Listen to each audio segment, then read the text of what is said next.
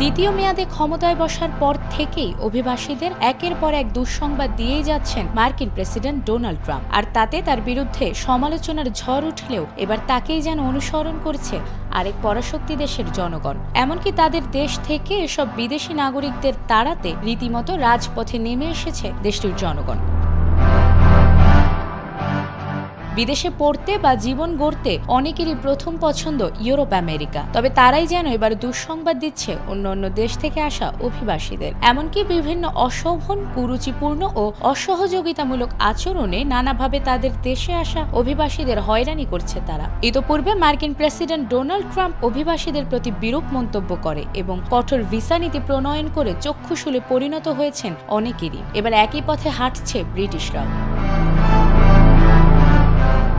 চলতি বছরের সেপ্টেম্বরে ব্রিটেনের রাজধানী লন্ডনের রাস্তায় নামেন হাজার হাজার উগ্র অভিবাসী বিরোধী লোক। ব্রিটেনে এসে নাগরিকত্ব পাওয়া বিভিন্ন জাতির লোকদের উদ্দেশ্য করে তারা স্লোগান দেন, তাদের বের করে দাও, তাদের ঘরে পাঠাও, আমরা আমাদের দেশ ফেরত চাই। সমাবেশে অংশ নেওয়া অনেকেই অভিযোগ করে জানিয়েছেন, রাস্তাঘাটে তো বটেই, এখন টিভি খুললেও নাকি বিদেশিদের চেহারা দেখতে দেখতে বিরক্ত হয়ে পড়ছেন তারা। এদিকে ব্রিটেন ছাড়াও ইউরোপের বিভিন্ন দেশে অভিবাসী বিরোধী মনোভাব জোরালো হচ্ছে। বিশ্বের বিভিন্ন প্রান্ত থেকে দেশগুলোয় এসে বাস করা মানুষকে হুমকি হিসেবে তুলে ধরা হচ্ছে। জনপ্রিয়তা ও ভোট বাড়ানোর লক্ষ্যে উগ্র রক্ষণশীল রাজনৈতিক দলগুলো অভিবাসন রোধকে তাদের এজেন্ডা হিসেবে নিয়েছেন। বিভিন্ন ইউরোপীয় দেশেও রাজনৈতিক দলগুলো অভিবাসীদের বহিষ্কারের জোর দাবি তুলেছে এর রেশ ধরে। এ অস্থিরতার মধ্য দিয়ে ইদানিং ইউরোপের মূলধারার দলগুলোও অভিবাসন বিরোধী কঠোর অবস্থান নিচ্ছে বলে জানা গেছে। এমনকি সরকারের পক্ষ থেকেও বিভিন্ন বিভক্তিজনক ভাষা ব্যবহার করা হচ্ছে বলে অভিযোগ রয়েছে। গত কয়েক দশকে ইউরোপের বেশ কিছু দেশে অভিবাসন নাটকীয়ভাবে বেড়েছে।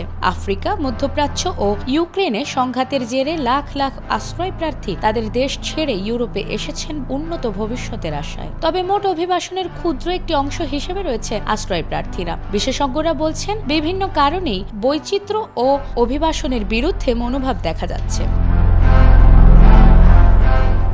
যদিও এর বিপরীতে মূলধারার অনেক রাজনীতিবিদ এ ধরনের মনোভাবের প্রতিবাদও জানিয়েছেন। এমনকি ব্রিটেনের ক্ষমতাসীন লেবার পার্টির পক্ষ থেকে জাতিগত বিদ্বেষের প্রতি নিন্দা জানানো হয়েছে। এছাড়াও দলটির পক্ষ থেকে আরও বলা হয়েছে, ব্রিটেনের জাতীয় ইতিহাসে অভিবাসন বেশ গুরুত্বপূর্ণ একটি অংশ।